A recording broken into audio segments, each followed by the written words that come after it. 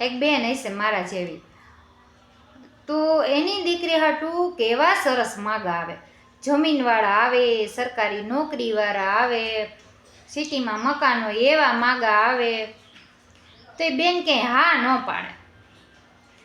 મારા જેવી પાછી હોય ને એટલે એને પૂછ્યું તો ભાઈ તમારી દીકરી દેવી છે ક્યાં? અને એ બેને બહુ સરસ જવાબ આપ્યો. મને તો એ જવાબ બહુ જ ગમ્યો. બેને એવું કીધું, જ્યાં હાહુ ન હોય ત્યાં મારી દીકરી દેવી છે. વિચાર તો કરો તમે કે એ બેનને એની સાસુએ કેટલો ત્રાસ આપ્યો હોય છે કે એ હચોડી પોતાની દીકરી દેવા માટે એવું ઘર ગોતે છે કે જ્યાં હાહુ જ ન હોય. એટલે હાહુમાને કહેવાનું થાય કે ભાઈ તમે વહુને ઓછો ત્રાસ દ્યો.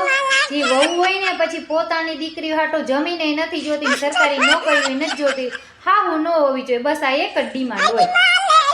એટલે છે ને બહુ ત્રાસ ન અપાય. એટલે વિચારવા જેવી વાત છે. એટલે કોઈ મારા જેવી વરે પૂછ્યું એવું કેમ?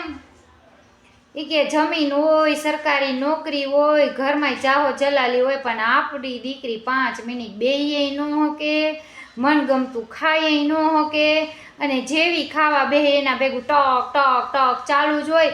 અને એમાંય જો બિચારીના હગા આ જાય ને તો એક તો માનપાને ન હોય ને એમાંય તમારી દીકરી આમ ને તમારી દીકરી આમ, જાણે કોઈ દી હાહુનો તો વાક જ ન હોય.